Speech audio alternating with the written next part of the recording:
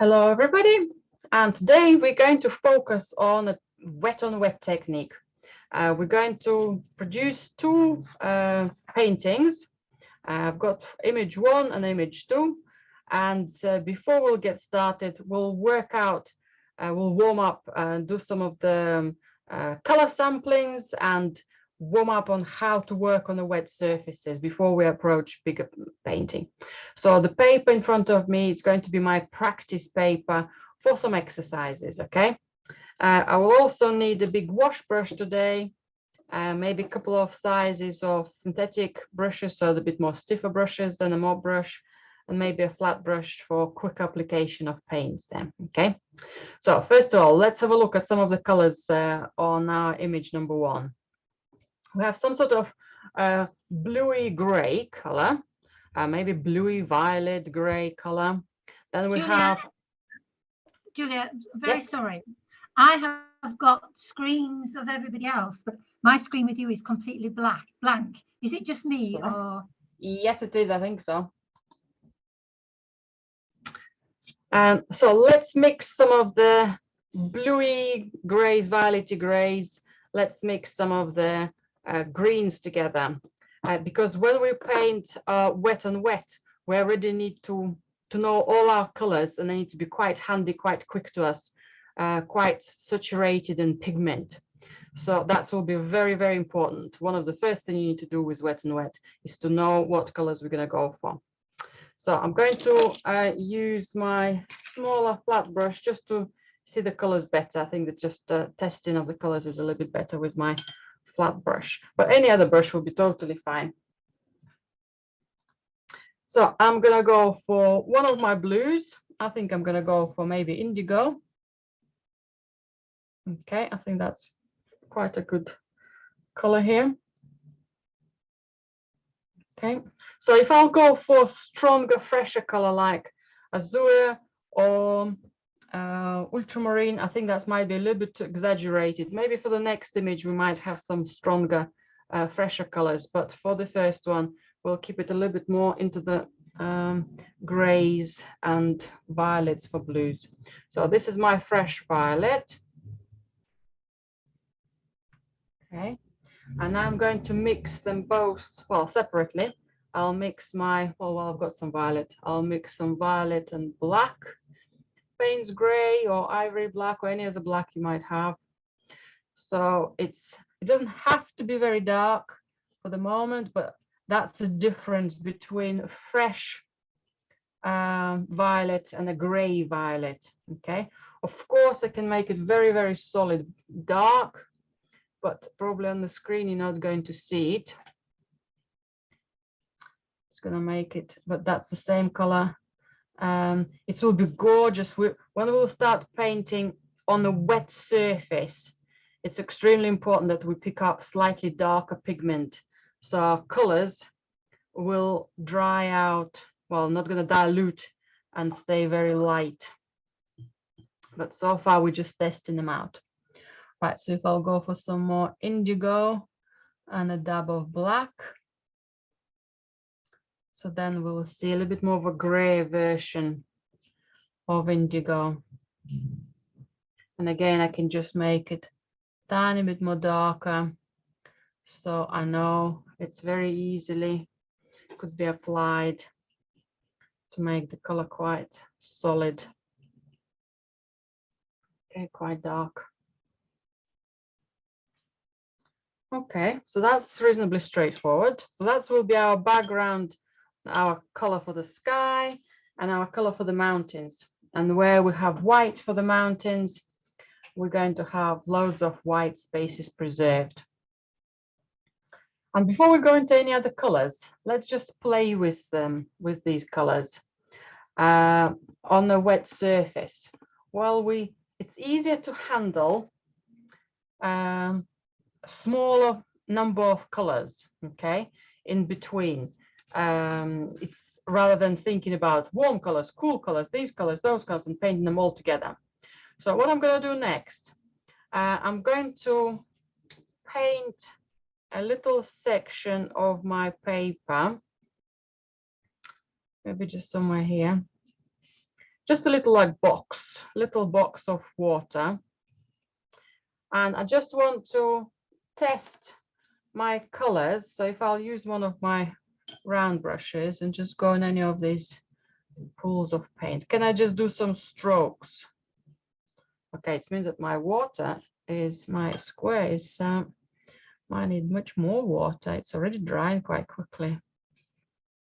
We can top it up as much as we need to. Okay, tiny bit more of that pigment, black and violet. Okay, and let's put some more strokes. Okay, that's more exciting. So I just want to try. Okay, this is more of a dry surface, but it's still okay. It's still damp. That's good. That's quite runny. So I want you to try to find a different type of dampness of the surface, where the strokes are staying soft, but they remain, you can still see them, like here, or where the strokes are totally smudge and run. Okay, so I'm interested to find that change. Okay, if I'll put more pigment, so this area is now dry, so I'm going to have very dry strokes in here.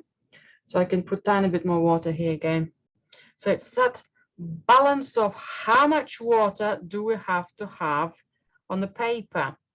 If you're in a warm room, you will have your paper behaving differently to somebody who might be in a cooler room.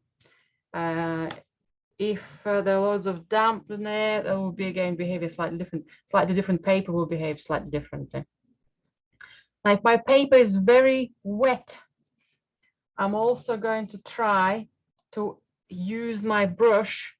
It's not going to have loads of runniness. So my brush is loaded with pigment, which is not in big volume. It's a concentrated paint. Sometimes it's even good to dab your brush on a tissue paper to take some of the extra moisture out. So if you look at these strokes, and now I dabbed my brush on a tissue, now these strokes are much more precise. So with a wet on wet technique, the mastering of the technique comes from being able to control, can I see the strokes or not? Yes, sometimes we don't want to see the strokes, and that's the effect we'll have. Sometimes we want to see the strokes. So far, all we're doing is just placing a bit of violet and black together on the wet surface. Okay. And I'm going to try to do it again. Again, the same color, just to simplify the process. Maybe I'll make it a tiny bit bigger.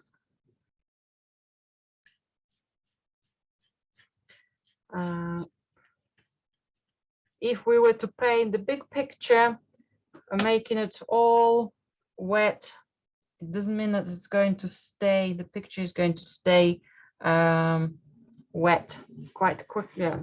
It will have to be re-moistured. Yeah. So I can put the stroke and see what's going to happen to it. I can test if the stroke is spreading too much or if it's building up. Okay, let's see if I can do maybe shapes of some of these mountains. Can I do some of the bigger strokes, maybe smaller strokes? Yeah, so nice and soft. Maybe I can use tiny bit of more water on the brush. So the color becomes light, but I don't want extra moisture. I don't want the runniness of the stroke. So I'll dab it on my paper towel and then put the strokes in. Then the strokes will appear lighter. Okay. It doesn't mean that they will run because I have used my tissue paper to make them lighter, to make the extra moisture to go away. Now, I also want to add extra darkness to my mountains. So if I put tiny bit more stronger pigment, just in case if my brush contains extra water, which I don't want, I'll dab it on my paper towel. And then I can maybe add extra marks if I wanted to introduce extra marks. Okay. So that might be our mountains. It's to control, oops, excuse me. It's to control something. Okay, I've got some darker indigo here now. Control, control, control. So it's nice and dark here, for example. So the tricky part usually comes when we want to use some lighter tones. So I'm going to again wet the surface of the paper. If you're still doing your first little task, it doesn't matter, just kind of keep glancing. So I want to apply some lighter tones. Darker tones, easy peasy, because usually we have less water on the brush when we want to pick up stronger pigment, right? If I want to use quite light pigments, so I need to dilute it, so I have quite a lot of water to make that color, yeah, much paler. But my brush will contain a lot of moisture. I have to dab it, I have to dry it out before I start applying it. So that's quite light. Okay, maybe a tiny bit darker so you can actually see it. Again, tempting to put it straight away on the paper, but I'm not going to. Otherwise, it's going to run, okay, because we already have enough moisture there. But those are lovely, soft, light tones. I can put some more paint. Again, double checking how much moisture have I got on my brush. Maybe I can top up some more marks with a slightly darker tone. Okay, dab it on the tissue here again first, and then introduce some other marks.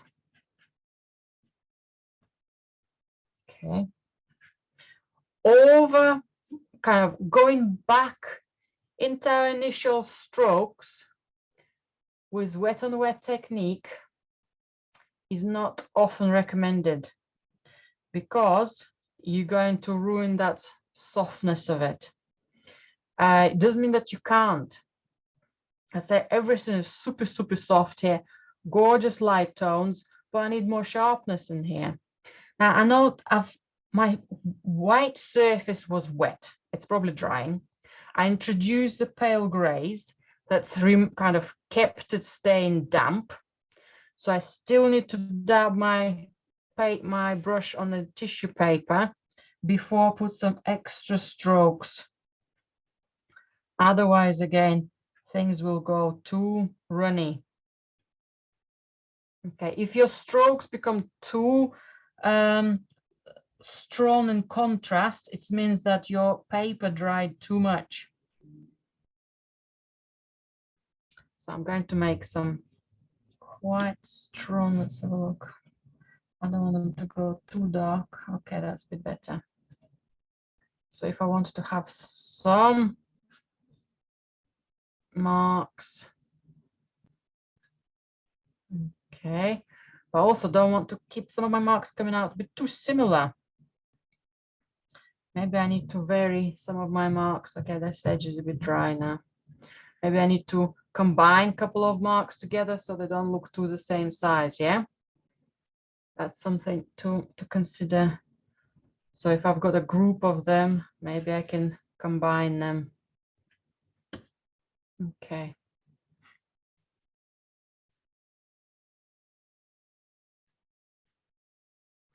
So that will be what our mountain is going to do. Now, that top exercise here, I really liked it. It stayed quite in lines, but now it's all run further. Again, depends on the paper you have. You might need to get used to your specific paper. Every time you get a different pack of paper, you might need to have the same experiment, the same exercise, the same practice, just to get to know your paper. I'm interested in what this paper is doing. It's got all these runny lines, almost trees-like shapes. Very interesting. Let's see how it will be on a bigger scale. Maybe it's not going to be so soft. Okay. It's always fascinating. And some artists, when they find out the paper, they get used to it. They work on that for very many years. Then the manufacturers stop producing it. Then they have to adjust and work out a new approach. So it's not that maybe beginners might find it, difficult or new, or need to be quite courageous to get going. It's all of us. Right, and let's have a look now at some of the colors for the trees and colors for the grasses. Now, colors for the grasses are quite simple. We have some lighter green, maybe mixed with some yellow, and I think it's one of the siennas which we'll use for the trees as well. So let's have a look at testing some of these colors. So I have a light green. Okay, that looks a little bit fluorescent type of looking green. So I'm going to mix it with some yellow.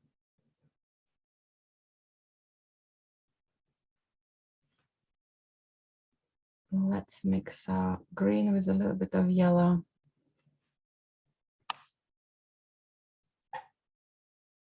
That's a bit better. A little bit more natural green. And let's find one of the siennas, one of the kind of brownie colors. Right, that's quite a strong. I think that's not going to be as transparent as I want it to be in color. Let's pick up another one. Just so one of your browns which might have a little bit more redness to it, or we can add a tiny bit of red to one of our lighter browns. Yeah, so maybe something like that, so we can have some sort of pinky brown, a pinky peachy brown color. And that will be part of our trees as well. So while we're working with the trees, so grasses, and I'm going to have a combination of these for grasses as well, yeah. And then let's see what we can do with our browns. So if I've got that initial, probably something like that lovely pinky brown color, and then I can make it slightly more concentrated for the trees by adding darker green to it. So if I'll show you the green first. It's like a sap green. In St. Petersburg, White Knights paints, it's called just green. So that color. Okay. And if I mix it with my brown, okay, that's a color, that's a green together. So we can have one of the other versions of the green for the trees. And we can vary how much green and how much brown we can have in it. So I can have maybe a little bit more brown in this one as well. That could be another version of our trees colors. And I can make them concentrated as well, where I could pick up quite a lot of thick concentrated brown and quite concentrated green. There'll be just a darker version of it. Okay, that's where some of these darker marks of the trees will be coming in. So once you know that you're using our yellowish green, okay, so that's the original green in the palette. Then we can make also a lovely red and brown. Maybe I'll just mark it on them on the paper here as well. So some brown and maybe one of our reds. Any of the reds should do the trick because we only need a little bit of it. Okay. And now green was some of the yellow.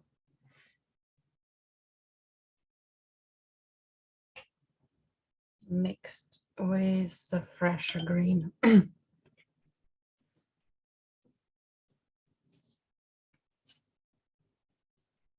The one I had above.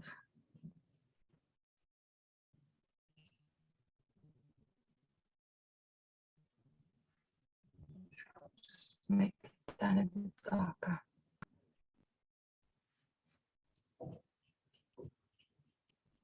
Okay, so that's the same green. That's just a normal green. That's a green with brown. And then just variation of green and brown and below.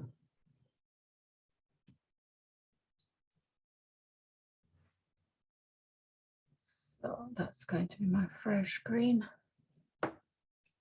So we want any of these colors, but they're made from green, all of them.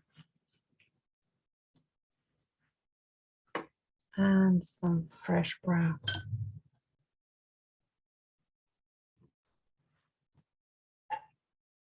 Julia? Yes. Hi, Julia. What red did you use to make that pink? I used crimson. Crimson. Thank you. Crimson or carmine, any pinky reds you might find in your palette.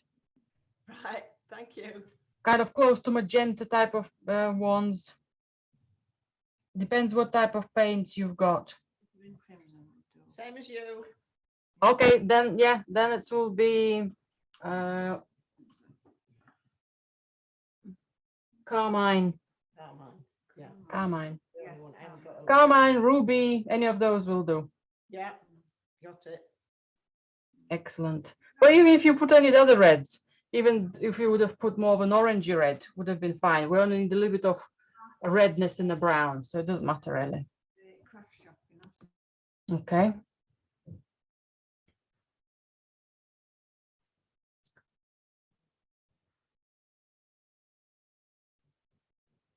So a range of green, yellow, brown, red for the grass. And let's move and put them together a little bit here. So I'll put some water, a lot of water here. I'm just going to paint the grass there.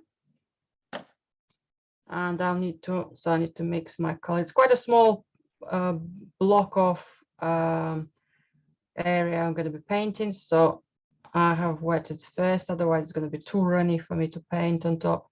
So I'm making yellowy green color first. So I can do all my strokes there. It's quite nice. If I wanted to concentrate and make some of the difference in darkness, I can just add a little bit more of that green more, or a little bit more stronger yellow. So then that variety is happening for me. And then I wanted to introduce that red brown. So if I'll go for brown and a little bit of carmine, and then apply it in between. If I were to add, it's quite lightly, if I'll do it at the bottom, so it's a bit more diluted with some water. So then it will have almost showing a little bit of soil, yeah, where we can see at the bottom of the painting, we'll have some more of those type of colors. And the darker browny chunks, maybe there's some patches of grass in there. That could be done maybe even with extra darker green, like the trees. So that might be something worked in there. This is our little trial to see how the paint, how quickly you can mix the paint, how the colors will go on top of each other in that damp environment.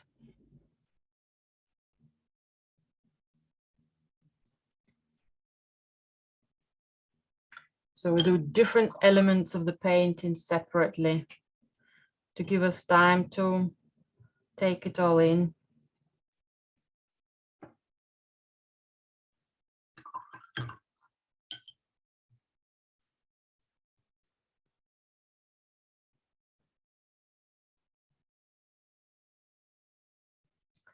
And then we can do the trees.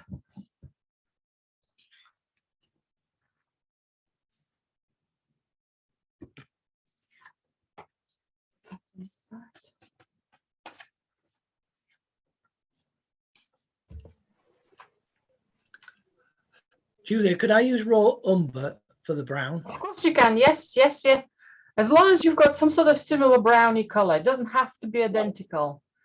Right, thank you. The browns work really well with greens. They just merge in well, and it's make the trees and the grass to stand out against the cooler background. So if you've got a different variation of a brown or variation of a different of the slightly different green, it doesn't matter. Right. It doesn't Very matter. good, thank you. No, Okay, brilliant. thank you. So now I'm going to do some trees. So if we'll see some of the top of the trees, for example, here, look much more, looks like they've been painted on a drier surface. For example, that tree looks like more it's been painted on a dry surface, when the others are quite soft. Now, it will be extremely hard for you to do that specific tree dry or that specific tree or that's unless you really, really focus on it. If you painted them as groups of trees, that will be totally, yes, you might end up with one tree having a sharper edge and another one much softer. It doesn't matter which tree, okay? As long as we'll have variation. I hope that makes sense. So let's just give it a try. So again, I'm going to, instead of painting the mountains, I'm just going to paint some white background, or just water. Just a bit of water here.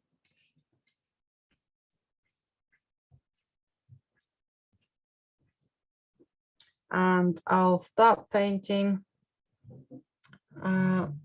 some brown. So I have my light brown, maybe a bit of crimson, but I want to have it quite a lot of it, so I just need to make enough.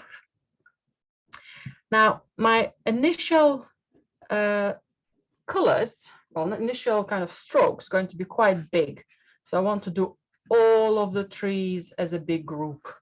Okay, maybe need to be a tiny bit darker. Maybe a tiny bit darker. So it means that my concentration on the paper will need to be stronger. Okay, so maybe this is a group of trees. Now you might have noticed that I haven't put the final line at the bottom here. The paint will run and I can always touch it up to a line, yeah? Sometimes I don't do it till then because there's loads of moisture and the colors will stay quite strong there. Maybe I can try a little bit more solid color. I can dab it on my tissue and maybe bring tiny bit more darker tones. Okay. So these trees look like a group before I've done anything else to them. Okay, they're a group. I'm going to put my larger brush down, pick up my round brush and go for much more concentrated color, not just brown, but that darker green we were using. So I'm not going to go straight away into the most dark version of it, but I'll go for something in between just to see how it will start working out. So if I'll do some small strokes, so I'm going to have one effect. If I'll do some big strokes, I'm going to have slightly different effect. Yeah, maybe different direction strokes. If I wanted to have any white gaps, we used our palette knife in the past. just to put some of the strokes down. Okay, maybe up. Whichever way it will scratch it better for you. If you'll do some of them, that's great. If you can't quite do them, don't worry about it. We can lift some color as well. So those are nice and soft strokes. If I'll paint on a surface which is dry, okay, this is still wet. But if I'll do some small marks, that might create maybe a soft section of the tree. And yeah, that will be still quite wet. Okay, maybe a bit higher. Okay, so above this area where there hasn't been watered, yeah, and then I can do then my strokes much more sharper, and then maybe the bottom part of that tree will have some softer strokes because it's going into the wet surface, yeah. So now that tree becomes part of it. So part of the sky will have to be dry if we wanted to have any sharp edges.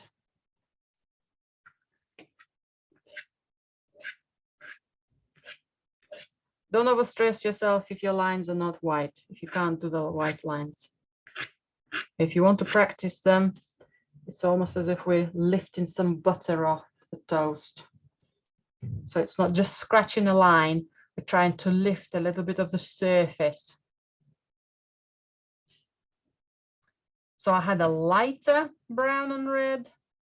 Then I added more concentrated brown with some green. And I'm going to add even more concentrated color. Now, because it is a small surface, I could be talking to you, taking my time. The surface of the paper is still wet, especially when I've been introducing new colors. So all my new strokes will stay quite soft. So I just put extra green on my brush with some extra brown, and I can do some much darker marks to create more shadows within a woodland. Or you can create a specific tree, or you can do maybe follow the color through. Yeah, following the color through is quite good. Maybe the tops of the trees there, the bushes. It gives it a nice, lovely effect.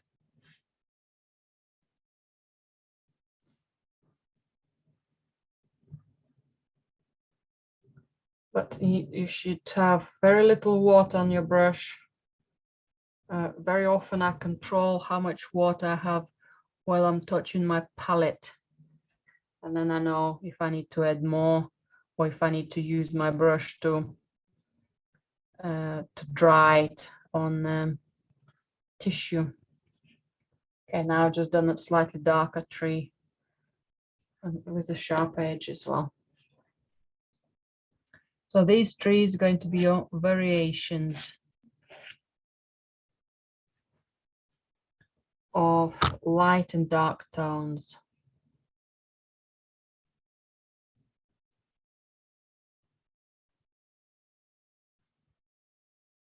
Some wobbles in there, I can touch them up as well if I don't like something, or if I wanted to add a couple of branches.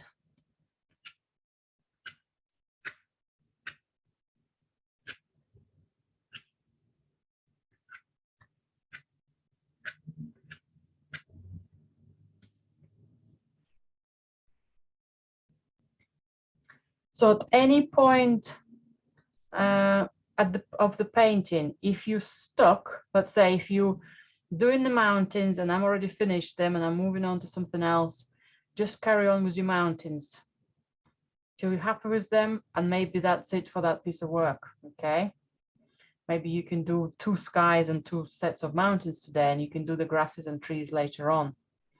However, the paint will be drying quite quickly for you to carry on painting for a long time for the background.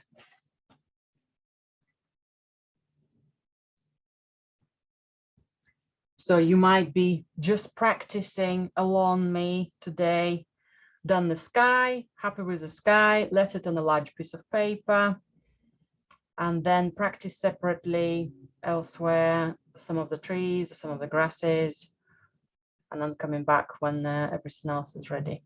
Okay.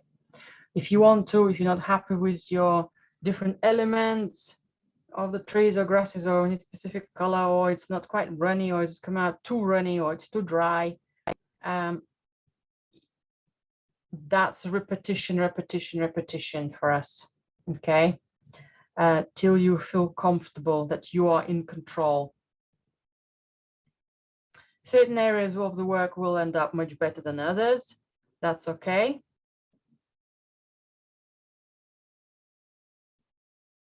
That's totally okay.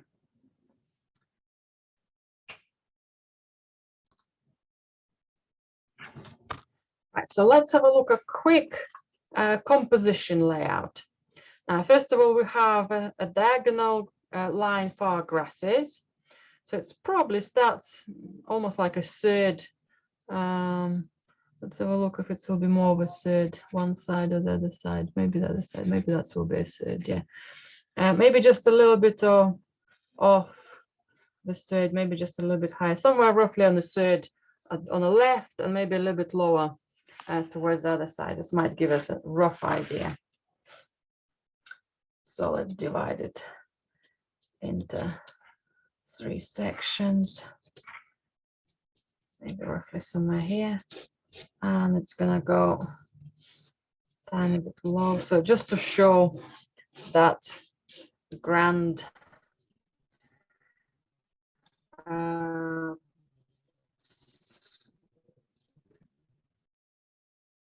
shape of the mountains. Now I'm not going to sketch the trees or line for my mountains. I quite like that main peak. There's one lower than it, and another on the left hand side is even lower, and it goes gradually much lower. So let's find that grand gesture of a peak. It's going to be quite wide. By the time you do your different strokes, you might slightly change the shape, but roughly staying somewhere here. We don't want to do a volcano, so we're going to try to make it a bit more exciting when we'll do the strokes. More of a slope there, and then the diagonal of shapes is going to come up. Okay, I'm just checking for anything too similar. Okay, some of these shapes come out too similar, so I want to vary that. That's all I'm doing that drawing for, so the shapes will come out slightly different. It's a darker shape, halfway through the mountain, maybe just a little bit lower than halfway through. Maybe something there. Okay. And if you want to position some of your trees, maybe maximum you can do is a couple of lines, just to let you know how tall some of the trees are going to be, or how far maybe this very dark tree is going to be. It's sloping, it's falling down. Need to make sure it's standing straight, otherwise the whole picture is going to be collapsing. And again, maybe a group of trees somewhere here. So if I'll do a couple of lines, that would be enough.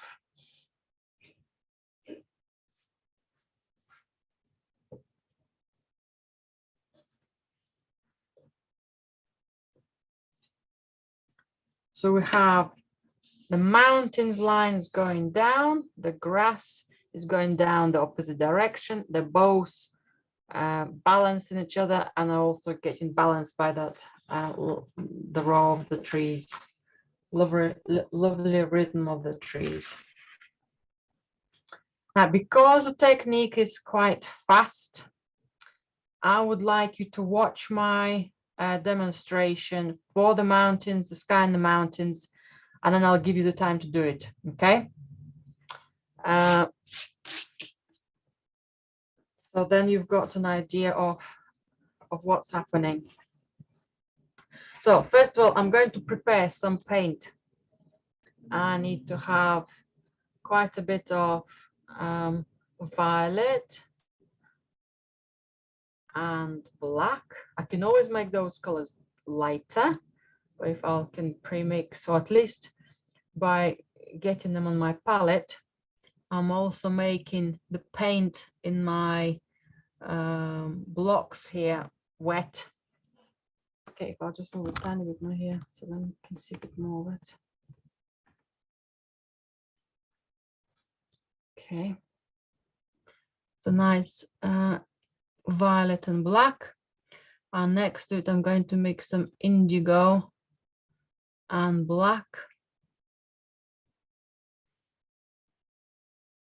Okay, and I'll be just going in and out from both colors really.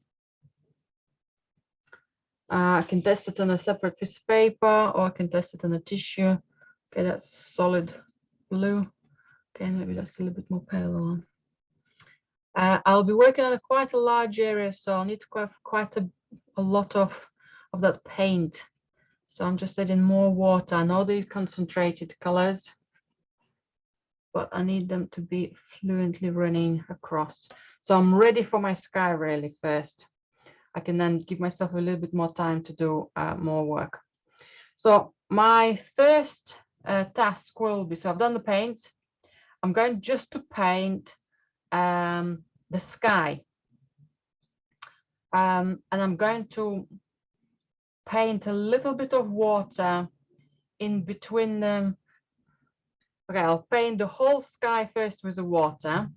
And then where I've got a lot of white gaps, I'm just going to brush it quickly. So it might just dry quicker. Okay. And maybe quite a lot of water into this corner because I'll need to stay soft for a long time. So a lot of water for the top.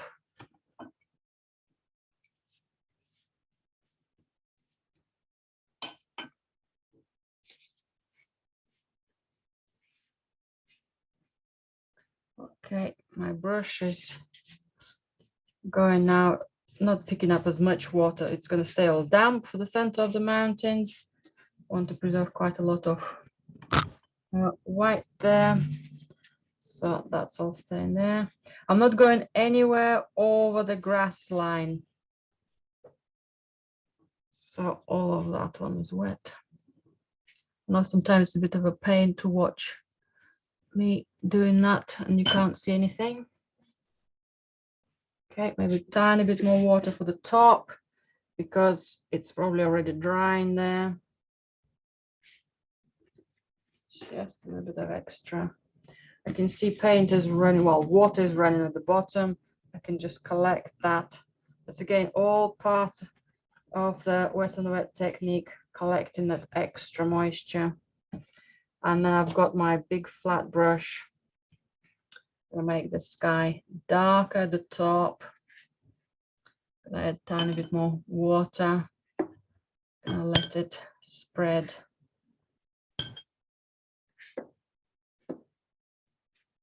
I'm gonna leave the mountains as they are. Okay, the paint is running more in the streaks. I don't want that, so I just dried my brush. I just dried it on my tissue paper, just almost like I've rubbed it. Yeah, can add more water on it again. Maybe it's almost like I'm washing it and drying it. I can take some of these streaks away if that's what will be happening to you. I'm going to try to preserve some of that light tone at the bottom. Now I think I can see that the top of my painting is getting somehow extra whites, so everything is still, I think there is a crease there, that's why it creates extra white. I can reintroduce a little bit of darkness at this stage. I think that should be good. Okay, and now I'm gonna go for my smaller brush. Again, quite a lot of water here at the bottom. I'm just going to take some of it in and some more here. And now I'm going to use my brush and maybe work with my indigo and slightly lighter versions of the color first. Okay, that's quite dark, so I'm going to dilute it, gently dry it, and just work some of the lighter tones, lighter versions of them first.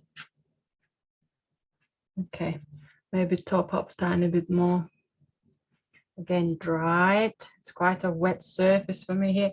You will know if you put one stroke and everything is running, you'll know it's too much water for you as well. Or you will know, actually, no, I need less. I can still go with quite a lot of water. Okay, this is quite runny, still very wet. So I need to keep drying my brush really well. Okay, just gonna go for maybe a couple of areas here where my grays might go. If your strokes will start becoming too similar, swapping the brush is good. Do some big shapes. Okay, so those are my, okay, so this area is already dry, this corner. So I need to introduce a bit more moisture there. Okay, now anything is running here, I'll just gently dry it. I just don't want those lines going the opposite direction. Because it's soft, I can redirect it. It's runny, it's still wet. I can do that one. And now I can be back to my brown brush, more concentrated paint now. Black and violet. Tap my brush on a tissue. And let's do a little bit more testing. Okay, I think that's quite a lot of water still on the brush.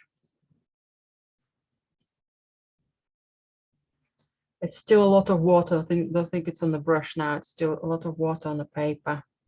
So I might need to wait for it to dry gently. Otherwise, everything will stay quite hairy. Maybe I'll leave that area. Maybe I'll work on the area below where I can make very, very dark tones. Over here.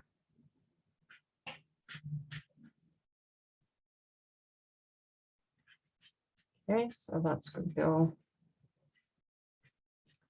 settled and dark, but it's all soft. And then I can make it really, really dark. Couple of extremely dark strokes, just in case. Dab it on my tissue to make them extra bold. That's better. Now within that moisture inside of this area, they will bleed gently. So that's my nice dark tone there. Okay, and now I can test again my mountains if they are ready to be painted on.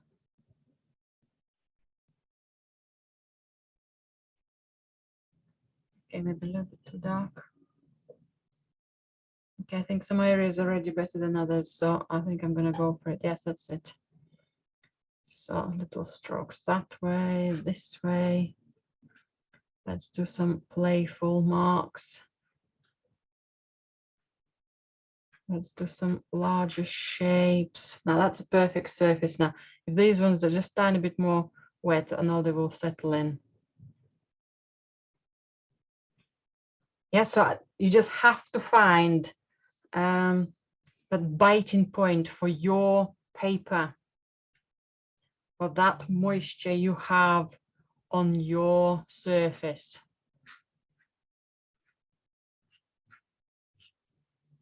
Okay, that's sharpened it immediately. I think I can do with a couple of marks here as well.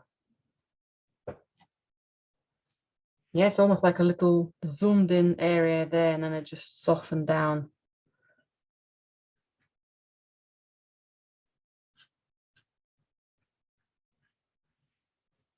That's quite exciting as well. You can see it's quite a lot of snow still on those peaks. Now I'll leave some of the areas here for the trees as well to stay soft. So I'm almost finishing my mountains. I just stop at that. Okay. Something empty here, maybe just down a bit more. Yeah, maybe a bit better like that. Just balancing the strokes. Something darker, something lighter, something that variety. I've kept the same diagonal just to have that flowing line through the painting. Okay, now it's your turn. I'm gonna give you a good time to get going. So to do the bottom part of the painting, again, I'll use my big wash brush. I'll paint the land where the green is going to be. If I have some trees above that line, doesn't matter. I'll come back to the trees and put some moisture on the area where they need to be later on. So if I'll start with my grasses. So that's an area to work on quickly. So I have a larger flat brush. I've got some nice, I already pre-mixed some fresh yellow, cadmium yellow, and some lighter green. So I can do some more concentrated color. Even put some very, very fresh yellow. Okay, I wanted to run it down. Maybe some more concentrated green somewhere. Okay, want some more paler yellow. So I'm varying the surface. So it's just slightly different from one end to another. I don't want lines from one end to another staying perfect. Okay.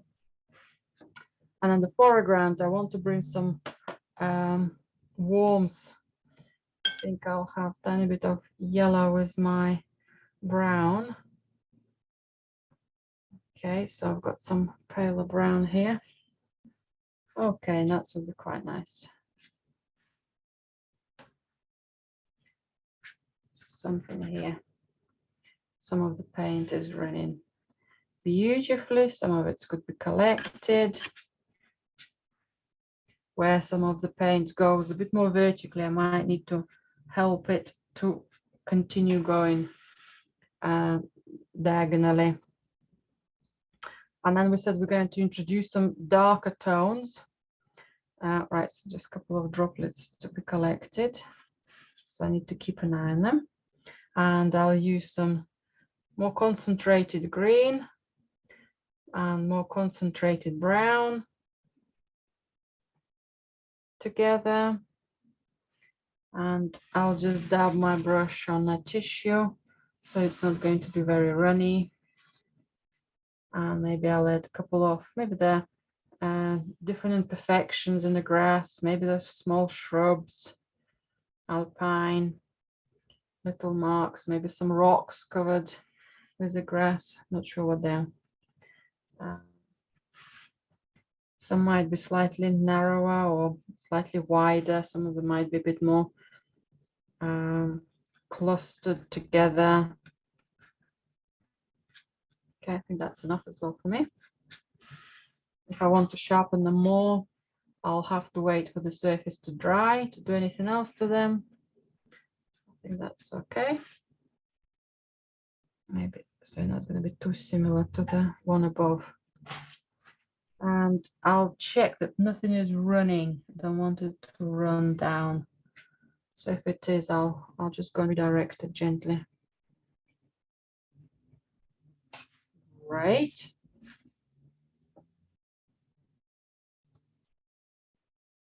And let's do some trees. Now the trees area is smaller So if I'll start introducing moisture with my clean wash brush, I need to be careful not to go too far. Nothing's going to happen to the sky and the mountains if I'll go over with my wash brush. I just don't want to go too far, too, let's say, high. I can always make the area slightly bigger. Okay, so maybe somewhere here, all of this area. And maybe for a group, that's why I've got my pencil marks, roughly to know where my trees are going to be. That should be enough. And I'll work with my round brush. I quite like that. When I experimented with it, okay, some brown, some red, and just make it very, very light first. So I can do all my strokes quite pale.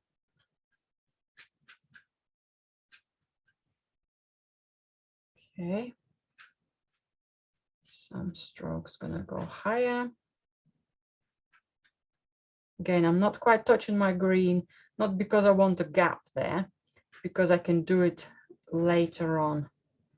Okay, some marks here, maybe a bit more distinctive.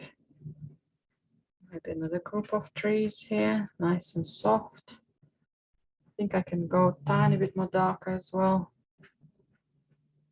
for some of them. So now I can come close now to my green line. Maybe merge it partially. Just didn't want it to run. Okay, that's much better. And now I'll start introducing some darker pigments. So for example, my darker green and some brown, not full strengths yet, but something a little bit darker. Maybe slightly like this. Okay, so dry surface will give me the textures of the trees. And for that dry surface, I need to have slightly lighter pigment, otherwise it will look strange. The second I get to the wet surface, I'm adding darker pigment, so because it will dilute with paint. Okay, I created my own tree. I was talking too much to look for the shape I wanted, so I created my own shape. Okay, maybe some more trees, some darknesses here.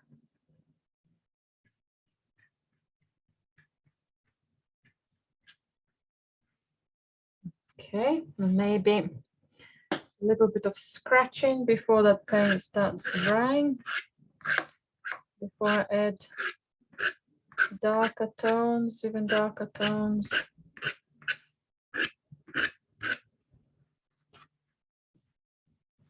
And let's go and make even more concentrated color out of green and brown.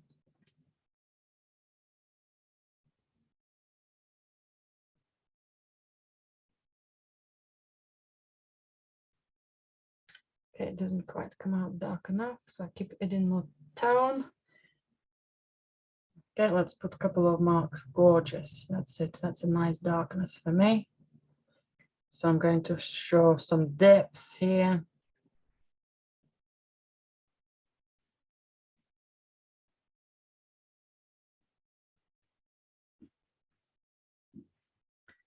Some sort of depths going across. And maybe some more concentrated color next to some of these trees. And this one especially, I think I want to make it slightly taller. If you want to add even indigo to it, just be careful not to make it overly black. Probably indigo and some the brown you were using will just give it a nice dark color.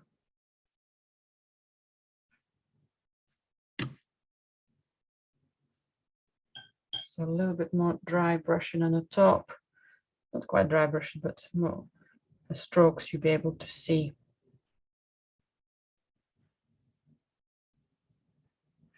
And then spread them to see that variety.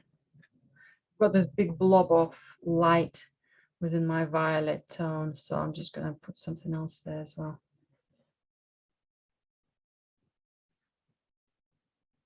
Take it a little bit more close to the ground.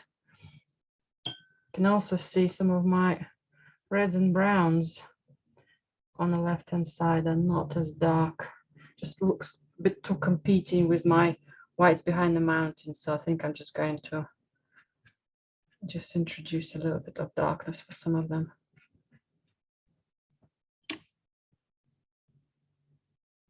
And again, double check any more whites for the tree trunks, or maybe go over some of the same ones, any extra branches.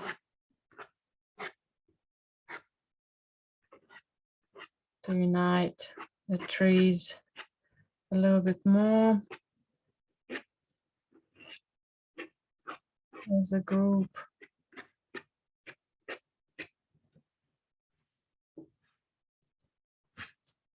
And I think I'm done.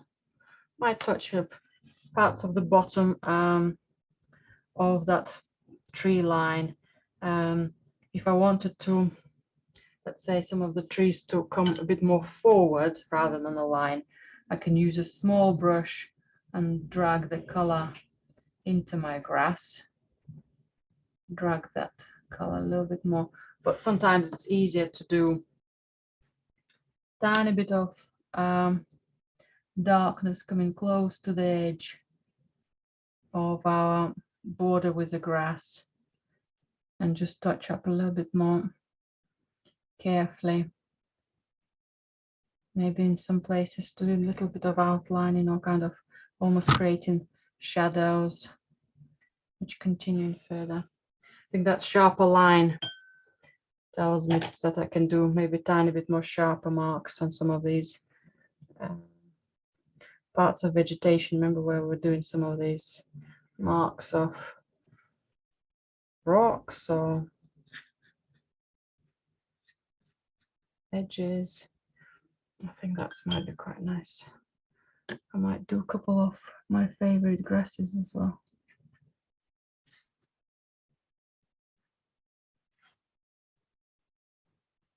Just to take that attention away from the sharpness of the borders of the trees. Quite like them. The lovely whites on the tree trunks.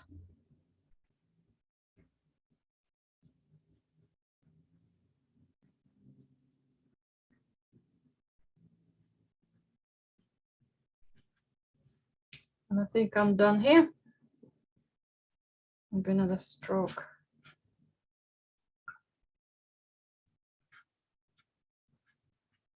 I think that's a little bit more natural when it dries. Just in the soft background, it's something there.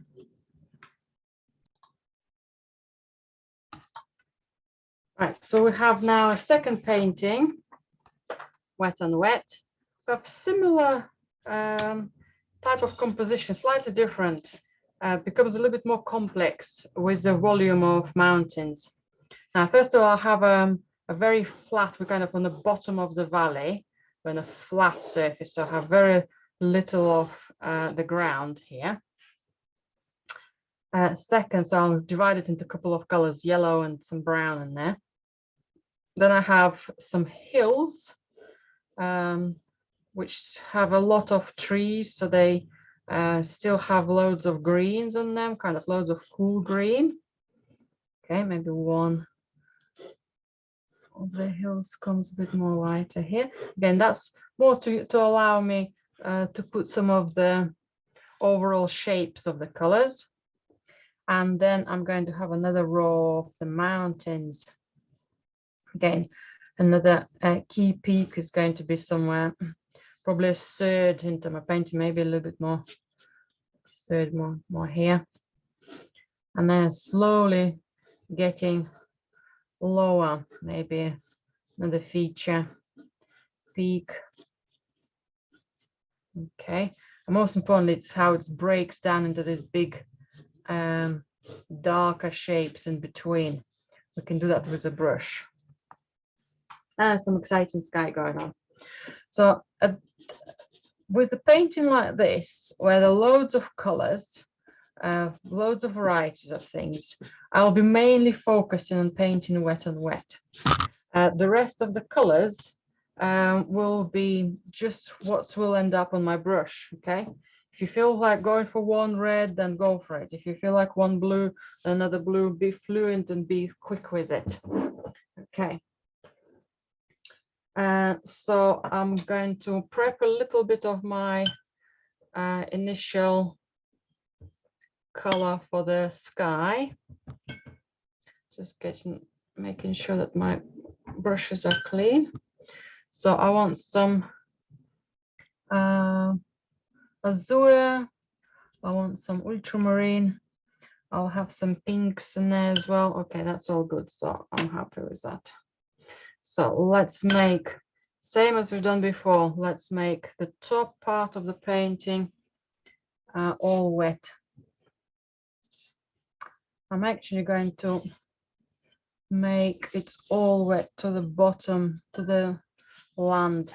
You can break it down by painting just to the darker green hills and then painting the mountain, the sky, and then put water over the darker greens and the bottom part of the painting, or you can do it in one big go.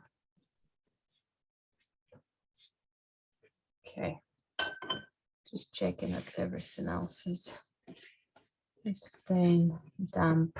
Okay, taking extra water from the bottom so it's not going to cause any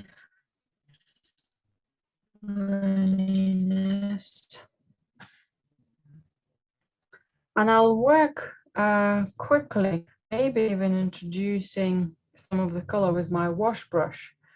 I want to use some of them, maybe a little bit of magenta, something pale pinky on my brush, maybe a hint of warmth. So then later I can go with a little bit of darkness in there. Okay, that's gently dry now already. So a little bit of pinky magenta in there. Possibly a bit more even on the mountain there. Okay, now I can go for my azure. I want to have some azure. Now I need to keep stronger colors for the greens, so I can't go too dark on the sky or the mountains. If I do, I might end up with a very different type of painting. So if I'll try to just introduce some of the shapes. Okay, that bottom, that corner is wet, is dry.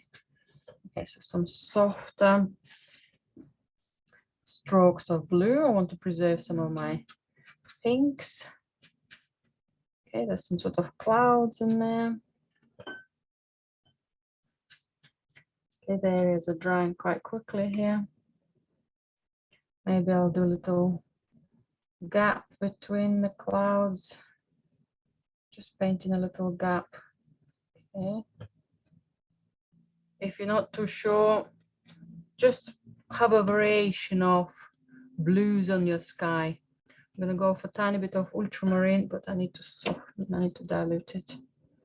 So I can have that ultramarine next to my clouds, my mountains. So the mountains will stand out.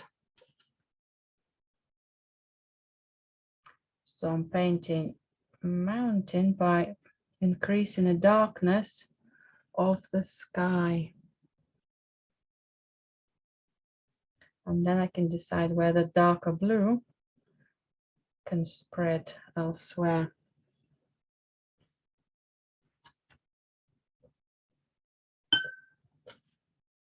Maybe more azure this side.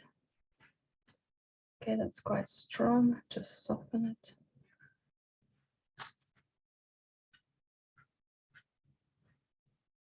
Okay, and maybe some more of that as well elsewhere on the right hand side. Sorry, on the left hand side. Again, if we want those mountains to stand out a bit more, where some of the whites might be going, of that white snow shapes. Very, very gentle. So this time I didn't just paint it over.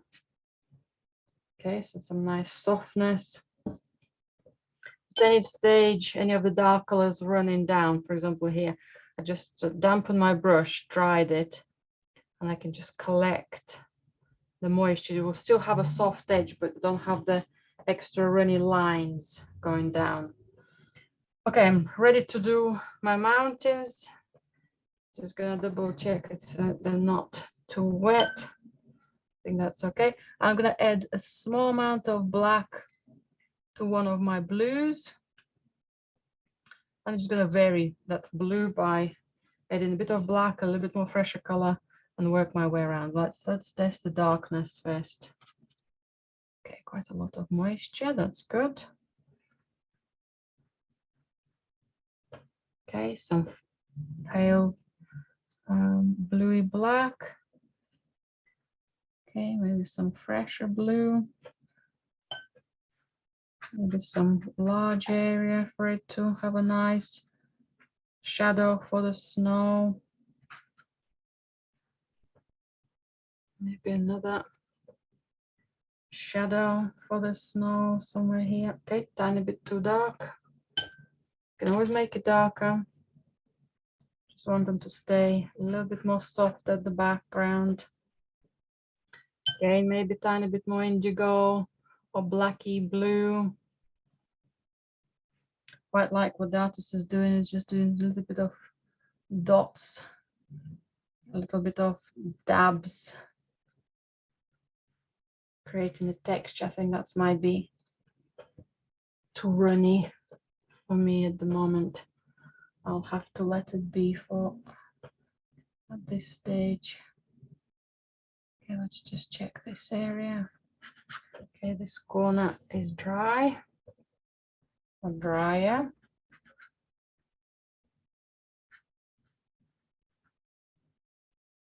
So some small introduction of that color would be nice.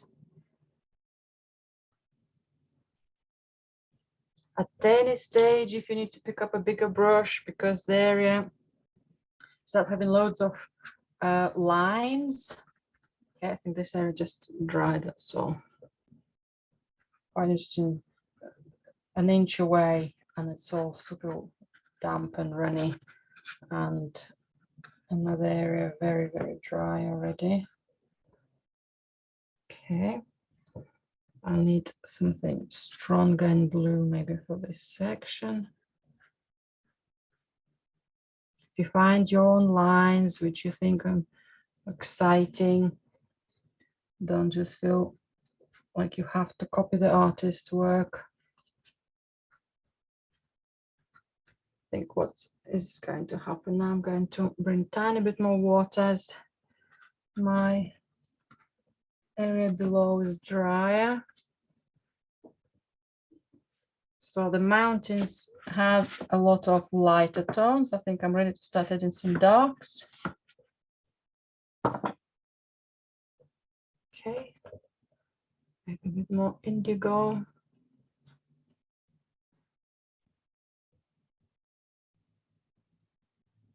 Okay, so that area is drying up.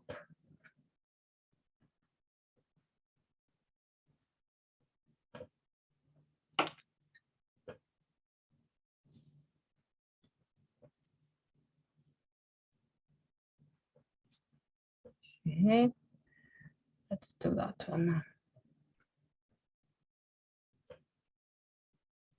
Tiny bit more, maybe lighter.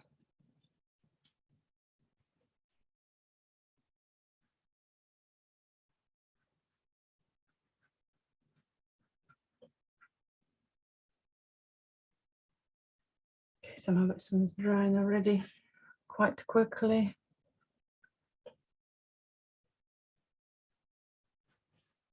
Okay, just don't want to end up with loads of dry marks. Dry marks are really exciting and effective. But today I want some soft marks, so I'll just put some extra water here.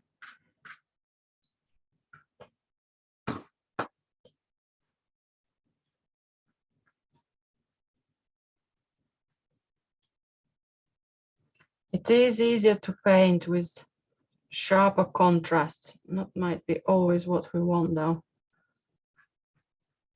Okay.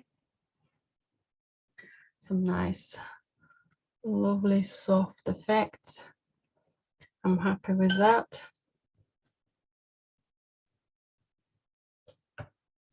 I better to go gently rather than suddenly increase the tone. That's maybe another valley. Little dancing marks are exciting here. Just gives us extra softness. A bit more water here. So you can just help yourself with bringing the surface slightly softer.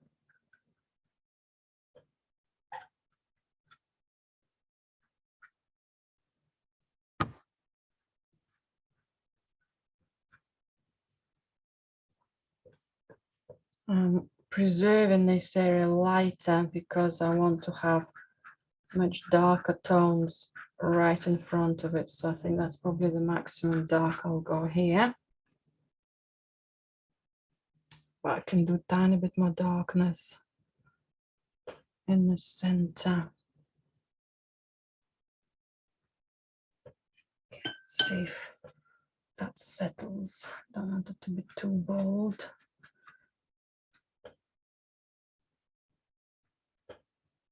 Okay, and then I'll just bring it further down into my edges of the hills. And I can start painting my hills now. Just gonna put a tiny bit more water in that. Again, all that area is quite dry.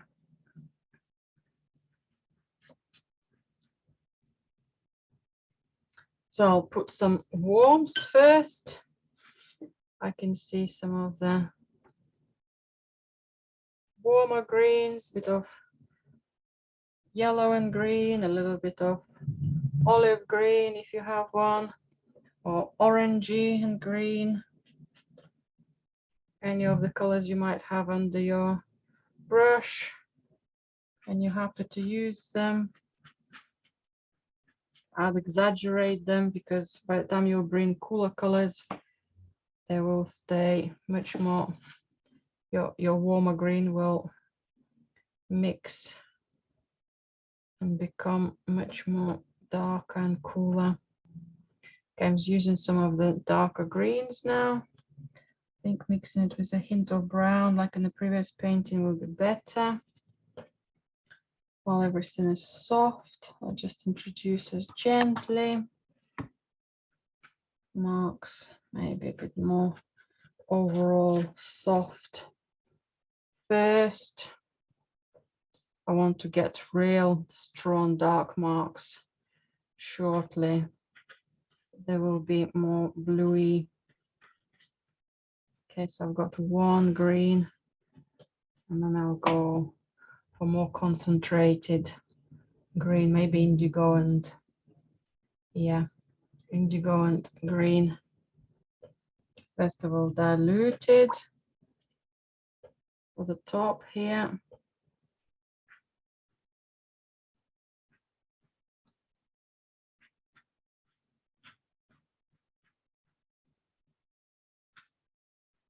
And then also bring a bit more concentrated. So green and blue, just drying my brush. Okay, maybe it's a tiny bit stronger and less water, because it's a lot of water on my painting here already.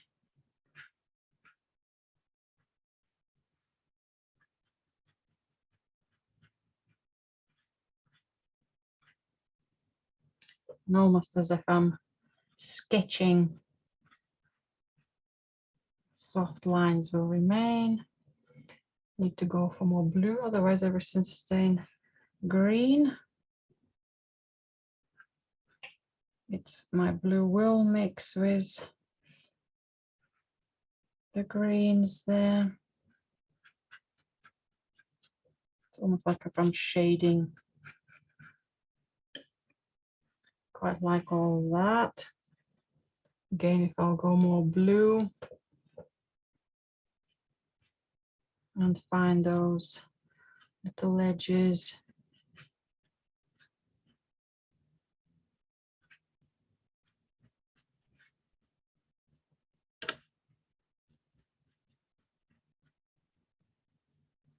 Okay, that's nice and soft. If some of the paint start running upwards, I might just soften some of it, maybe turn some of it into trees, so they just don't look too similar. Maybe kind of work with the shapes. Okay, quite runny.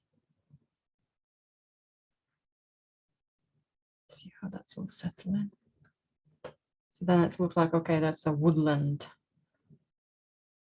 That's why there are some pointy strokes at the top, pointy something. So that's my little take on this. And then when I'm coming, quite like that softness here. I think I might have wanted a tiny bit more details in this area, but maybe I can resolve it in a different way. So now I'm going to do quick strokes at the bottom. I'll put some fresh yellow.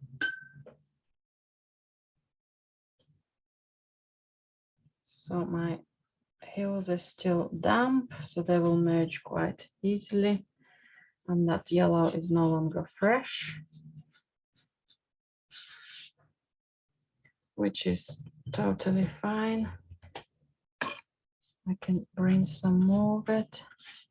Most importantly, the colors are merging here together. And then I'll put stronger that brown and red we had before. Put a nice big bold line. Color is running out, so I'll top it up. Again, color is getting quite overwhelmed with the layer above, which keeps going into it. Okay, that's nice. But just tiny bit wait for it to dry, because it is quite an unruly setting here. And while that is drying, I can just mix some darker green and maybe just do a very, very thin line. It will spread into a much wider one. Keep it straight. Maybe close to the horizon. And I will put some of the trees there as well, but I think it's a little bit too early because everything is super, super wet. If I'll keep drying my brush, I'm going for strong indigo. Okay, that's a little bit more, I'm more in control now. So I can do some trees in the distance. I can do a larger tree. Maybe there will be a red tree. Okay, so my red tree will come up red and brown, quite concentrated in paint. While everything is wet, that will beautifully come in together.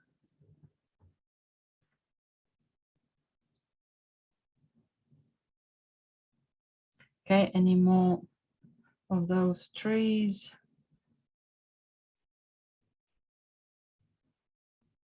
Groups of them, or maybe a little line of them. Some a bit more close to the horizon, some a little bit more further away. If you wanted to drag With the back of the brush, little tree trunks.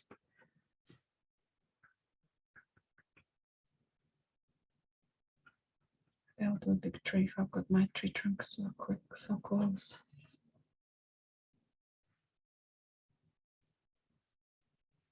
These little lines under the tree trunks gives us a bit more of a shadow, a bit more of a softer grounding for the trees. Okay, maybe a tiny bit more darkness here. Okay, so that's all good. Anything else? Just looking. Or anything else? Here now this area is a little bit more easier to control as the paint is gently drying.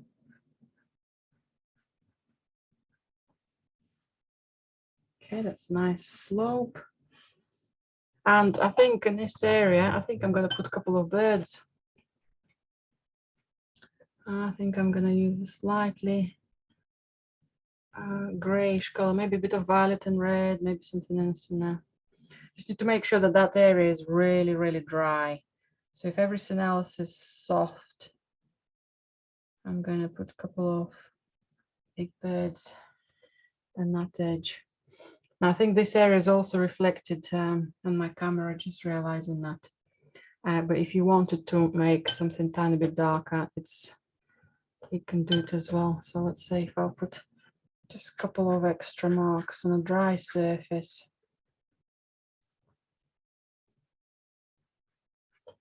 Okay, and then wash my brush and keep it damp and soften some of its edges.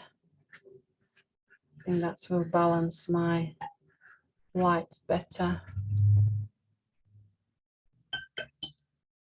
So that's an extra idea of fixing things when all the rest are soft, wet on wet washes dried. I think that's given just a nice edge for this corner. And I'm going to stop at that. So we've got some lovely runniness, foggy, maybe morning, loads of light on the mountains, loads of light coming over. So offset it gently for the peaks of the mountains. So they're just fading in the background. Beautiful, soft grassland here as well. That's how paints are running. So it's trying to vary the color in comparison to our previous work. Basically just dipping into your pigments immediately, yeah, and just checking if they're too dark or too light, but all the rest is staying really as what we've done earlier. As the painting drying, I just spotted this piece is just drying as a blob, which is a little strange. Just want to continue. Maybe it will dry fine, but let's support it elsewhere. Okay, ideally we don't want to get going backwards into the washes because sometimes the colors start separating, but it's all part of the trial and finding out. The whole painting doesn't have to be on a wet on wet surface, yeah, created that way. It could have elements of dry corners and dry edges and painting on a dry surface, but if we can practice it, that would be wonderful. Well, thank you very much for today, and I wish you to have a very happy experiment.